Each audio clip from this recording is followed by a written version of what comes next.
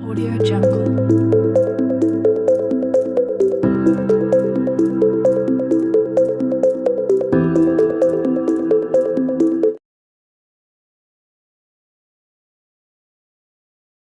जय माता दी। मैं शोभना वैष्णव अपने YouTube चैनल में आपका स्वागत करती हूँ। आज मैं आपको हर महीने की गणेश चतुर्थी की व्रत कथा सुना रही हूँ। आज मैं आपको चैत मास की गणेश चतुर्थी व्रत की कथा सुनाऊंगी। एक समय ऋषि गणों ने भगवान स्वामी कार्तिकेय से पूछा कि हे प्रभु, दारिद्र्य रोग तथा कुष्ठ आदि रोगों से महादुखाद एवं बैरियों द्वारा राज्यच्युत किए गए शुभाकांक्षी सब नरेशों को क्या करना चाहिए? हे स्कंद, सभी उपद्रवों से पीड़ित तथा विद्या, पुत्र, ग्रह और धन से विहीन शुभकांक्षी मनुष्यों को क्या करना चाहिए? वो कर्तव्य उपाय कहिए जिससे उन्हें क्षेम और अर्थ की सिद्धि हो। यह सुनकर स्कंद जी बोले, हे ऋषि गणों, सब सावधान होकर सुनो। मैं एक उत्तम व्रत कहता हूँ। संकटनाशक गणेश उसका नाम है। वो इस लोक और परलोक दोनों में सुख देने वाला है। प्राणी इसी उपाय से भूमंडल और सब कष्टों से पार हो जाते हैं। इस व्रत को देवकी पुत्र कृष्ण ने क्षेम और अर्ध सिद्धि के लिए धर्मराज को दिया था, जबकि वो वन में दुख पा रहे थे। जैसे कि गणेश जी ने अपनी माँ को सुनाया था, वैसे ही श्री कृष्ण परमात्मा ने द्वापर में पांडवों को सुनाया था। पार्वती जी ने पूछा कि हे गणेश जी, चैत्र कृष्ण चतुर्थी को श्री गणेश की पूजा कैसे करनी चाहिए? इस दिन भोजन क्या करना चाहिए? चैत्र मास के गणपति देवता का क्या नाम है? उनके पूजन आदि की क्या विधान है? सो आप मुझसे कहिए। गणेश जी ने कहा कि हे महादेवी, चैत्र कृष्ण चतुर्थी के दिन विकट नामक गणेश जी की पूजा करनी चाहिए। दिन भर व्रत रखकर रात में षोडशोपचार से पूजन करना चाहिए। ब्राह्मण भोजन के अनंतर स्वयं व्रती को इस दिन पंचांग गौ का गोबर, मूत्र, दूध, घी पान करके रहना चाहिए। यह व्रत संकटनाशक है। इस दिन शुद्ध घी के साथ बिजौरे नींबू का हवन करने से बांझ स्त्रियों की भी पुत्रवती हो जाती हैं। हे शैलपुत्री, इसका इतिहास बहुत विचित्र है। मैं उसे कह रहा हूँ। इसके स्मरण मात्र से ही मनुष्य को सिद्धि मिलती है।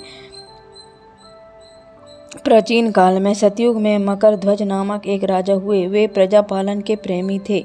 उनके राज्य में कोई निर्धन नहीं था। चारों वर्ण ब्राह्मण, क्षत्रिय, वैश्य, शूद्र अपने अपने धर्मों का पालन करते थे। प्रजाओं को चोर, डाकू आदि का कोई भय नहीं था। प्रजा स्वस्थ रहती थी। सभी लोग उदार, सुंदर, बुद्धिमान, दानी और धार्मिक थे। इतना सुंदर राज्य शासन होते हुए भी राजा को पुत्र की प्राप्ति नहीं हुई। तत्पश्चात महर्षि याज्ञवल्क्य की कृपा से उन्हें कालांतर में एक पुत्र की प्राप्ति हुई। राजा राज्य का भार अपने मंत्री धर्मपाल को सौंपकर विविध प्रकार के खेल खिलौनों से अपने राजकुमार का पालन पोषण करने लगे। राज्य शासन हाथ में आ जाने के कारण मंत्री धर्मपाल धन धान्य द्वारा समृद्ध हो गए। मंत्री महोदय को एक से बढ़कर एक 5 पुत्र हुए। मंत्री पुत्रों का धूमधाम के साथ विवाह हुआ और वे सब धन का उपभोग करने लगे। मंत्री के सबसे छोटे लड़के की बहू अत्यंत धर्मपरायणी थी। चैत्र कृष्ण चतुर्थी आने पर उसने भक्तिपूर्वक गणेश की पूजा की। उसका पूजन और व्रत देखकर उसकी सास कहने लगी, अरे क्या तंत्र मंत्र द्वारा मेरे पुत्र को वश में करने का उपाय कर रही है।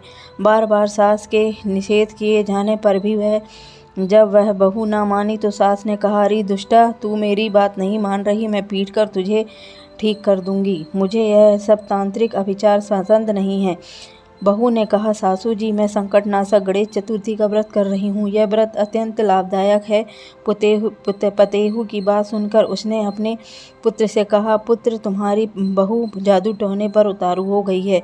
मेरे कई बार मना करने पर भी वह नहीं मान रही।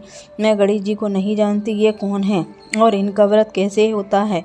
हम लोग तो राजकुल के मनुष्य हैं, फिर हम लोगों की किस विपत्ति को ये नष्ट करेंगे। माता की प्रेरणा से उसने बहू को मारा पीटा। इतना पीड़ा सहकर भी उसने व्रत किया। पूजन करने के बाद वह गणेश जी का स्मरण करती हुई प्रार्थना करती हुई उसने प्रार्थना करने लगी, हे गणेश जी, हे जगतपति, आप हमारे सास ससुर को किसी प्रकार का कष्ट दीजिए। हे गणेश्वर, जिससे उनके मन में आपके प्रति भक्ति भाव जागृत हो। विभु विश्वात्मा गणेश जी ने सबके देखते ही देखते राजकुमार का अपहरण करके मंत्री धर्मपाल के महल में छिपाकर रख दिया। बाद में उसके वस्त्र आभूषण आदि उतारकर राजमहल में फेंक दिए और स्वयं अंतर्ध्यान हो गए।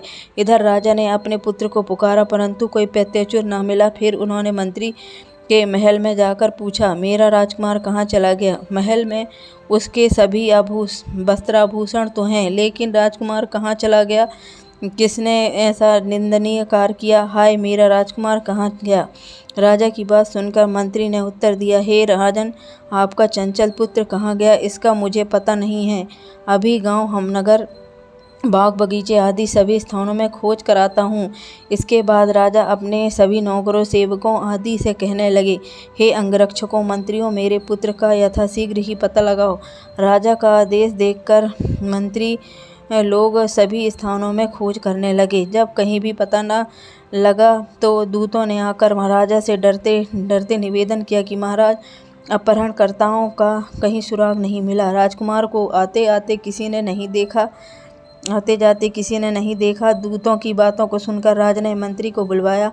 मंत्री से राजा ने पूछा, मेरा राजकुमार कहाँ है? धर्मपाल, मुझसे साफ बता दे कि राजकुमार कहाँ है।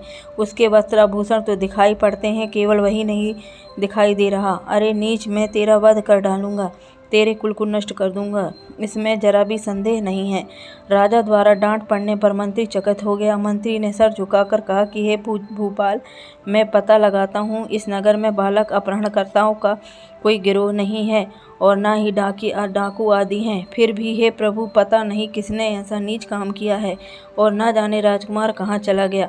धर्मपाल ने आकर महल में पत्नी और पुत्रों से पूछा। अपनी सभी बहुओं को बुलाकर भी उसने पूछा, यह कर्म किसने किया है? यदि राजकुमार का पता नहीं लगा तो राजा मुझ अभागे के वंश का नाश कर देगा।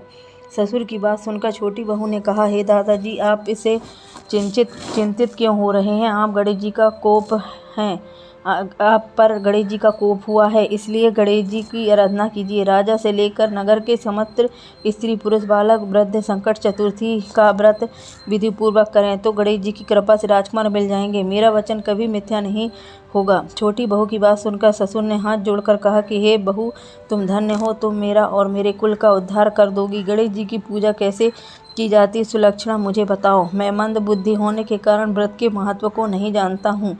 हे कल्याणी, हम लोगों से जो भी अपराध हुआ हो उसे क्षमा कर दो, राजकुमार का पता लगा दो। तब सब लोगों ने संकट नाटक गणेश चतुर्थी का व्रत करना आरंभ कर दिया। राजा सहित समस्त प्रजाजनों ने देखते ही देखते राजकुमार को प्रकट कर दिया।